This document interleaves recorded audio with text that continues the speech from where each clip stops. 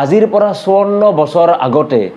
আমেৰিকাৰ নাছাৰ পৰা এটা মিছন কৰিছিল, যিটো মিছনৰ নাম আছিল এপলো 11। আৰু এই এপলো 11ত 3জন লোক গৈ মানে চন্দ্ৰত লেণ্ড কৰিছিল। আৰু প্ৰথম কোনে লেণ্ড কৰিছিল হয়তো আপোনালোকৰ বহুতেই জানে বা সকলোৱে জানে, সেইটো হ'ল নীল আৰ্মষ্ট্ৰং। আৰু 2 নম্বৰত আছিল এডুইন এলড্ৰিন। আৰু এই নীল আৰ্মষ্ট্ৰঙে আজিৰ পৰা বা নাছাই কি ছিষ্টেমত আজিৰ পৰা 54 বছৰ আগতে মানে 1969 চনতে কেনেকৈ চন্দ্ৰলৈকে মানুহ পঠাইছিল বা নীল আৰ্মষ্ট্ৰংহঁতক পঠাইছিল, চন্দ্ৰত কেনেকৈ লেণ্ড কৰিছিল, তাকো একদম ছফলি লেণ্ড কৰিছিল। আৰু লগতে সেই চন্দ্ৰত লেণ্ড কৰাৰ পিছত সেই চন্দ্ৰৰ পৰা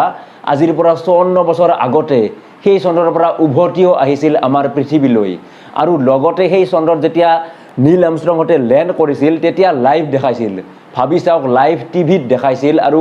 বহু কোটি লোকে মানে সেই 1969 চনতে টিভিত লাইভ দেখা পাইছিল যে নীল আৰ্মষ্ট্ৰংহঁতে গৈ চন্দ্ৰত মানে গৈ পাইছে বা মানুহ গৈ চন্দ্ৰ পাইছে। তো এইটো হ'ব কেনেকৈ পালে বা কি ছিষ্টেমত নীল আৰ্মষ্ট্ৰংহঁতে চন্দ্ৰ গৈ পাইছিল বা চন্দ্ৰৰ পৰা কেনেকৈ উভতি আৰু আমাৰ পৃথিৱীলৈ ঘূৰি আহিব পাৰিছিল, আজিৰ এই ভিডিঅ'টো চাই থাকিলে আপুনি সকলো তথ্য জানিব পাৰিব। তো তাৰ কাৰণে আপুনি এটা এই ভিডিঅ'টোত লাইক কৰক। আৰু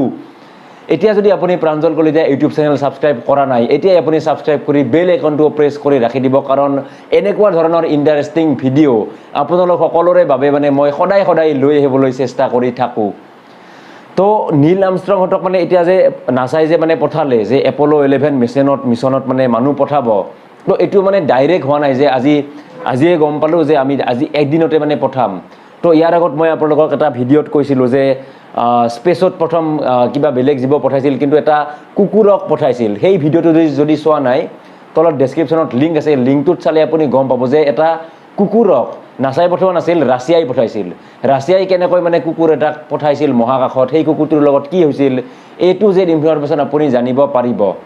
তো এই 1969 চনৰ আগত ৰাছিয়া আৰু নাছাৰ মাজত মানে ৰাছিয়া আৰু আমেৰিকাৰ মাজত স্পেচ যি মহাকাশত যি যায়, এই মহাকাশৰ মানে ৰেচ হৈছিল। আৰু যাৰ কাৰণে ৰাছিয়াই মানে পোনপ্ৰথমতে যিটো প্ৰথম ছেটেলাইট, এই ছেটেলাইটটো মানে লঞ্চ কৰিছিল। আৰু আমেৰিকাই ইয়াকে দেখি মানে বহুত মানে আমেৰিকাৰ জ্বলন হৈছিল। আৰু আমেৰিকাই এইবাৰ ভাবিছিল যে এইবাৰ আমেৰিকাই এনেকুৱা কাম কৰিব যিটোক মানে ৰাছিয়াই মানে কেতিয়াও মানে কমপ্লিট কৰিবই নোৱাৰিব। আৰু সেইটোৱে আছিল যে চন্দ্ৰত ডাইৰেক্ট মানুহ পঠাব। আৰু চন্দ্ৰত এই মানুহ পঠোৱা যিটো মিছন, এই মিছনটোৰে নাম আছিল এপলো 11। আৰু এপলো আগৰো তেনেকুৱা বহুত মিছন আছে, পিছত বাৰু কেতিয়াবা মই আপোনালোকক ক'ম। কিন্তু এই যে এপলো 11 মিছন, এই এপলো 11 মিছনটোৰ দ্বাৰা যেতিয়া মানে নাছাই কৰিলে, তেতিয়া মানে ৰাছিয়াৰ ওপৰত বা সকলো গোটেই বিশ্বৰ ওপৰতে যি আমাৰ নাছা আছে, এই নাছা মানে একদম টপত মানে গুচি গ'ল, মানে মহাকাশৰ ৰেচত 1 নম্বৰত গুচি গ'ল। তো 16 জুলাই 1969 চনৰ দিনাখন নীল আৰ্মষ্ট্ৰং, এডুইন এলড্ৰিন আৰু যিখন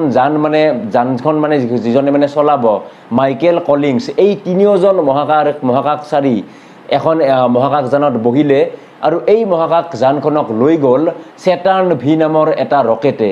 নাছাৰ সেই সময়ৰ মানে বহুত বেছি পাৱাৰফুল ৰকেট। আৰু এই পাৱাৰফুল ৰকেটটো যিটো ছেটাৰ্ণ ভি নামৰ ৰকেট,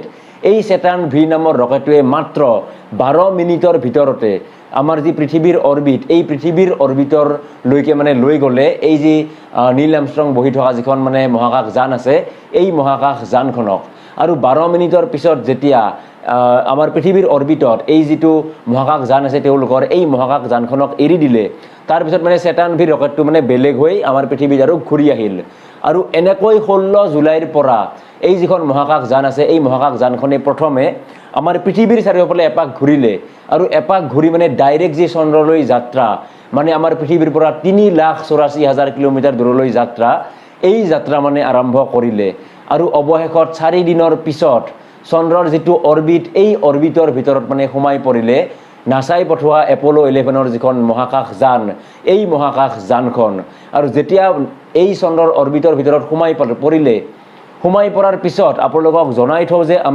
আমাৰ যি চন্দ্ৰ আছে, এই চন্দ্ৰটোৰ মানে প্ৰথম ভাগটোহে দেখা পাওঁ। চন্দ্ৰৰ যিটো আনটো ফাল আছে, এই আনটো ফাল মানে আমি কেতিয়াও দেখা নাপাওঁ। আৰু আমি চন্দ্ৰটো আগৰ পৰা যেনেকৈ সমান দেখি আছোঁ, চন্দ্ৰৰ যিটো আনটো ভাগ আছে, সেই ভাগটো মানে এনেকুৱা সমান নহয়। আৰু প্ৰথমবাৰৰ বাবে নাছাৰ যিসকল বৈজ্ঞানিক মানে যি নীল আৰ্মষ্ট্ৰং আছে এই নীল আৰ্মষ্ট্ৰংহঁতে মানে দেখা পাইছিল চন্দ্ৰৰ যিটো ফাৰ ছাইড বুলি কয় সেই ছাইডটো আৰু এনেকৈ 20 জুলাইৰ দিনাখন চন্দ্ৰৰ চাৰিওফালে অৰবিট কৰি ৰাতি 8:34 নাছাৰ পৰা মানে ছিগনেল লৈ মানে নীল আৰ্মষ্ট্ৰংহঁতে চন্দ্ৰৰ যি লেণ্ডিং আছে এই লেণ্ডিং কৰাৰ বাবে মানে আৰম্ভ কৰিলে আৰু এই লেণ্ডিঙৰ সময়ত যিটো মানে মহাকাশযান আছিল এই মহাকাশযানখন এনেকৈ ডিজাইন কৰিছিল যে আমাৰ যেনেকৈ এতিয়া চন্দ্ৰযান 2 গৈ আছে চন্দ্ৰযান 2ত কি আছে লেণ্ডাৰ মডিউল আছে আৰু এটা প্ৰপালচন মডিউল আছে তো ঠিক তেনেকৈ এই যে নীল আৰ্মষ্ট্ৰংহঁত গৈছিল তেওঁলোকৰো মানে এই মহাকাশযানখন দুটা ভাগত মানে ভাগ হৈ আছিল তো প্ৰথম যিটো আগৰ ভাগ আছে এই আগৰ ভাগটো মানে মেইন আছিল যিটো ভাগত মানে সকলো কন্ট্ৰল আছিল আৰু এই যানখন চলাই আছিল মাইকেল কলিংছে আৰু লগতে যিখন যান মানে নামিব এই পাৰ্টটো মানে অলপ বেলেগকৈ আছিল আৰু এই পাৰ্টটোৰ ভিতৰত নীল আৰ্মষ্ট্ৰং আৰু এডুইন এলড্ৰিনে সোমালে আৰু সোমোৱাৰ পিছত মাইকেল কলিংছ বহি থকা যিখন মেইন মহাকাশযানৰ পাৰ্ট এই পাৰ্টটোৰ পৰা মানে খুলি গ'ল আৰু খুলি গৈ যিখন মানে লেণ্ডাৰত তেওঁলোকে নামিব এই লেণ্ডাৰটোক মানে লাহে লাহে চন্দ্ৰৰ যিবোৰ মানে সমান ঠাই আছে এই সমান ঠাই মানে আগৰে পৰা চাইট হৈছিল ওপৰত আগৰে পৰা মানে ঘূৰি থকা যিবোৰ ছেটেলাইট আছে এই ছেটেলাইটে আৰু যিখিনি সমান ঠাই আছে এই সমান ঠাইৰ ওপৰতে নীল আৰ্মষ্ট্ৰংহঁতে সেই তেওঁলোকৰ যিখন মহাকাশযান এই মহাকাশযানখন মানে লাহে লাহে চন্দ্ৰৰ যি সমান ঠাইখিনি আছে এই সমান ঠাইখিনিৰ পিনে লৈ গ'ল আৰু সমান ঠাইখিনিৰ পিনে লৈ যাওঁতে তেওঁলোকে যিখন মহাকাশযান আছে এই মহাকাশযানখনক অটো মোডত ৰাখিছিল অটো মোড মানে নিজে নিজে আৰু মহাকাশযানখনে কৰিব আৰু নীল আৰ্মষ্ট্ৰং বা আৰু এডুইন এলড্ৰিনে মানে কি কৰিলে বাহিৰৰ পিনে খিৰিকিৰে চাই আছিল চন্দ্ৰৰ যিবোৰ মানে ধুনীয়া ধুনীয়া দৃশ্য এই দৃশ্যবোৰ কিন্তু এই ধুনীয়া দৃশ্যবোৰ চাই থাকোঁতে তেওঁলোকে দেখিলে যে তেওঁলোকৰ যিখন মহাকাশযান এই যানখনত মানে এটা ৱাৰ্নিং আহিছে আৰু ৱাৰ্নিংটো দেখিলে যে যিখন মানে মহাকাশযান তেওঁলোকৰ অটো মোডত আছিল এই অটো মোডত গৈ থকা মানে নিজে নিজে গৈ আছিল নিজে নিজে গৈ থাকোঁতে দেখিলে যে তেওঁলোকৰ মহাকাশযানখন মানে গাঁতৰ পিনে গৈ আছে য'ত মানে ওখ ওখ পাহাৰৰ দৰে ঠাই আছে যিখিনি মানে তেওঁলোকে সমান ঠাইত নামিব লাগিছিল সেই সমান ঠাইখিনিত মানে তেওঁলোকে সমান ঠাইখিনিৰ পৰা মানে দূৰত লৈ গৈ আছিল এই অটো মোডটোৱে তো যাৰ বাবে মানে নীল আৰ্মষ্ট্ৰঙে এই অটো মোডটো অফ কৰি দিলে আৰু অটো মোডটো অফ কৰি মানে এইবাৰ নিজৰ হাতত মানে কণ্ট্ৰল লৈ ল'লে তো এইবাৰ মানে ভালকৈ যিখন মহাকাশযান আছে এই যানখন চলাব কিন্তু সেই সময়ত আৰু এটা ৱাৰ্নিং আহিল আৰু সেই ৱাৰ্নিংটো হ'ল যে ফুৱেল যিটো ইন্ধন এই ইন্ধনো মানে কমি আহিছে বুলি নীল আৰ্মষ্ট্ৰঙৰ তাত মেছেজ আহিল আৰু লগে লগে মানে অতি সোনকালে তেওঁলোকে যি সমান জেগা আছে এই সমান জেগা চন্দ্ৰত বিচাৰি পালে আৰু মাত্ৰ 14 ছেকেণ্ডৰ ইন্ধন থাকোঁতে নীল আৰ্মষ্ট্ৰংহঁতে মানে চন্দ্ৰৰ যিটো সমান ঠাই আছে এই সমান ঠাইত মানে লেণ্ড কৰিলে মানে মাত্ৰ আৰু যদি 16 ছেকেণ্ডৰ আৰু যদি মাত্ৰ মানে 14 ছেকেণ্ড পাৰ হৈ গ'লহেঁতেন তেনেহ'লে মানে নীল আৰ্মষ্ট্ৰংহঁতে চন্দ্ৰত লেণ্ড কৰিব নাপাওঁতে তেওঁলোকৰ যিখন যান এই যানখন মানে চন্দ্ৰত খুন্দা খাই টুকুৰা টুকুৰ হৈ ভাঙি গ'লহেঁতেন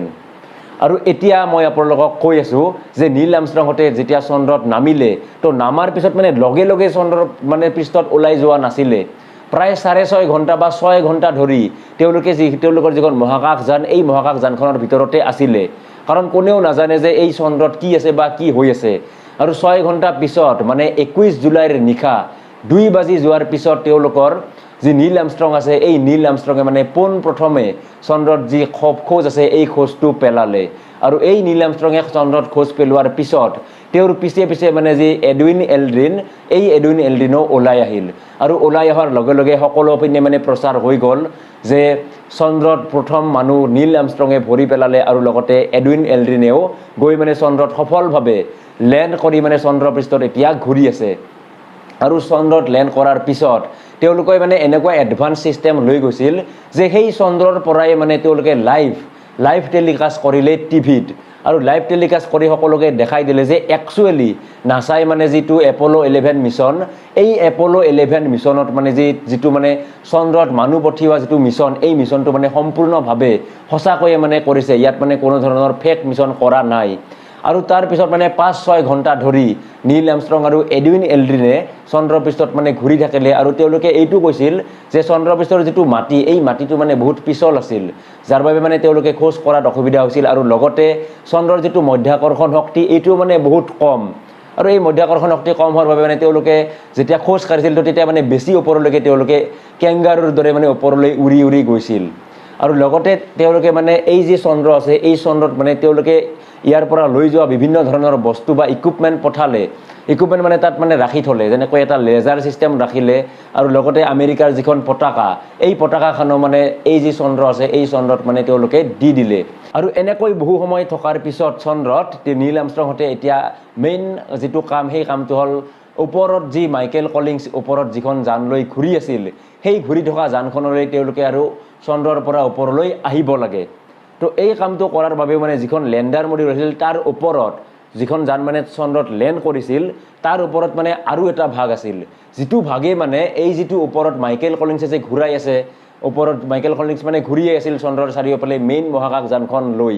তো তেওঁলোকে সেই ওপৰত তলত থকা যিখন মহাকাশ যান এই যানখনত উঠিলে আৰু যানখনত উঠাৰ পিছত এই মহাকাশ যানখনে গৈ চন্দ্ৰৰ ওপৰ পালে আৰু ওপৰত গৈ দুপাকমান ঘূৰিলে আৰু ঘূৰাৰ পিছত লাহে লাহে মানে যিখন মাইকেল কলিংছৰ অৰিজিনেল যান যিখন যানত মানে তেওঁলোকে পৃথিৱীলৈ ঘূৰি আহিব সেই যানখনত মানে তেওঁলোকে